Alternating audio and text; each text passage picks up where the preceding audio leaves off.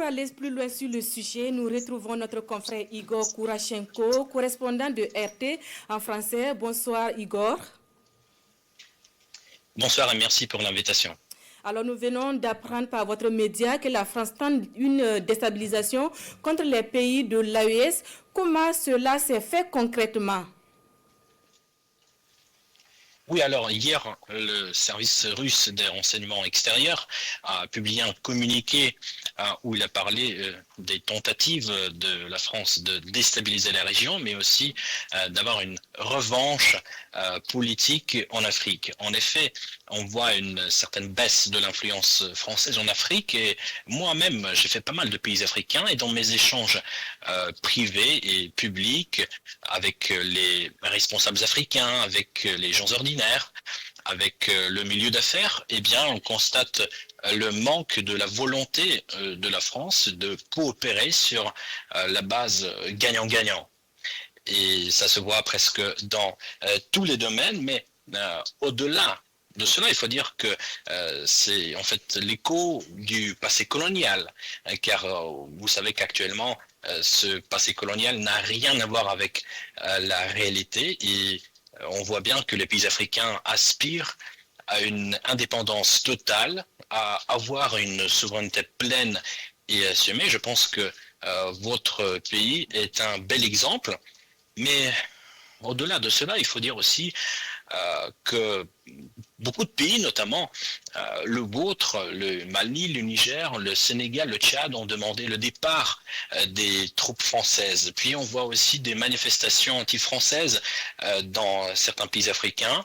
Et puis regardez comment ils essaient d'influencer dans le domaine médiatique. Il y a, je pense, quelques jours, le média français Jeune Afrique a été interdit au Mali pour apologie au terrorisme.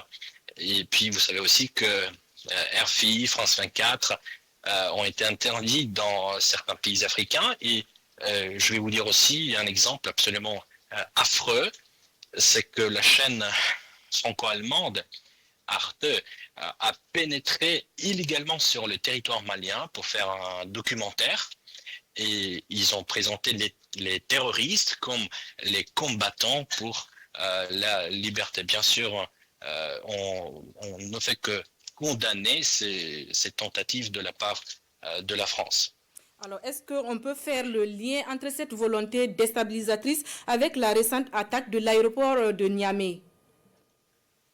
Oui, tout à fait. Cette attaque s'inscrit parfaitement bien dans la déclaration du service des renseignements extérieurs russe. Et tout d'abord, je voudrais dire que le ministère russe des Affaires étrangères a condamné cette attaque de manière la plus ferme possible.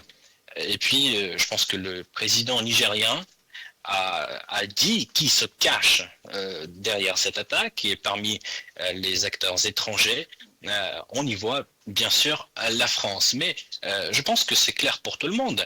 Organiser, mettre en œuvre cette attaque, c'est impossible sans le soutien externe.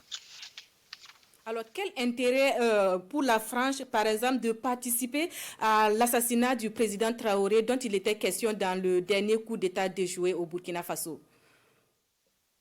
En fait, moi-même, j'ai eu l'occasion unique d'avoir une interview avec le président du Burkina Faso et je tiens à vous dire que il a répondu à toutes mes questions avec franchise et moi-même, j'ai pu voir un homme qui est au courant de tout ce qui se passe dans son pays.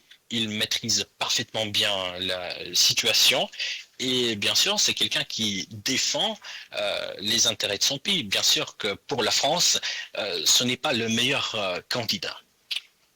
Alors, peut-on s'attendre à une meilleure implication de la Russie dans la protection des pays de l'AES, Igor? Mais alors, en fait, tout ce qui est militaire, vous savez que les négociations se déroulent dans la plupart des cas à huis clos. Mais ici, je peux constater que de la part de la Russie, il y a une volonté absolument franche de développer le partenariat avec l'AES dans tous les domaines, y compris dans le domaine militaire. Je vous rappelle que la Russie a été le premier pays à reconnaître l'AES.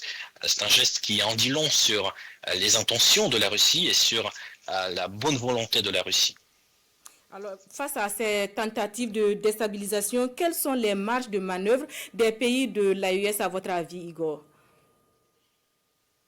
Alors ici, il y a plusieurs axes. Tout d'abord, je pense que le premier pilier pour assurer la sécurité, eh bien, ce sont les entraînements dans le cadre de l'AES.